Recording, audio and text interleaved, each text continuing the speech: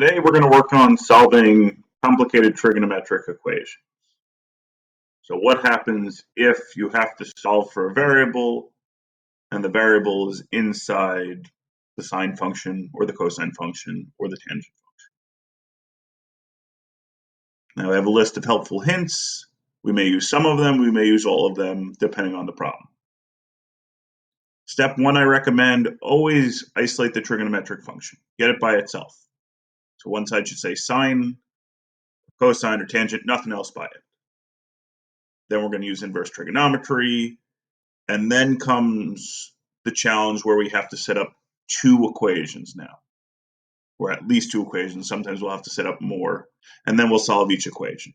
So step three, in my opinion, is the challenge here, what we have to make sure we do every time. So let's look at this equation.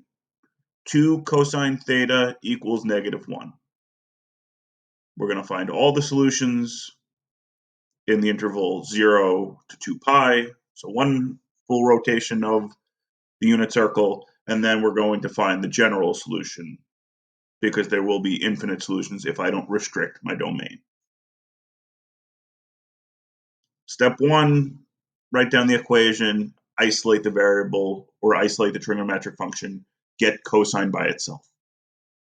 We're left with cosine of theta equals -1/2 because I divided both sides by 2.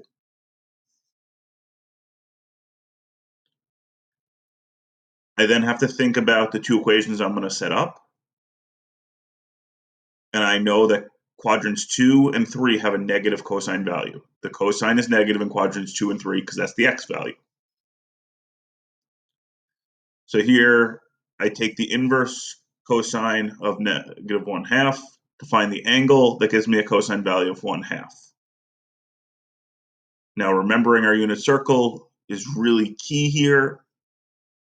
It gives me theta can be 2 pi over 3, that's the second quadrant angle, or 4 pi over 3, that's the third quadrant angle. In this case, my two equations are already solved because theta is by itself. Theta equals 2 pi over 3, theta equals 4 pi over 3. Those are the two angles in quadrant 1 that would make this equation true. Now the general equations would say if I'm not between 0 and 2 pi, I can say 2 pi over 3 plus 2 pi times n, where n's an integer, which means that I'm at this angle, but I don't know how many times I've spun either clockwise or counterclockwise.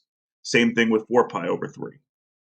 There's an infinite amount of angles that would wind me up at that terminal spot. So there's an infinite amount of solutions, unless, like problem A says, I restrict my interval from 0 to 2 pi. So the angle I'm saying has to be positive and has to be within the first rotation. And that's solving for all solutions or for the solutions just in the interval 0 to 2 pi.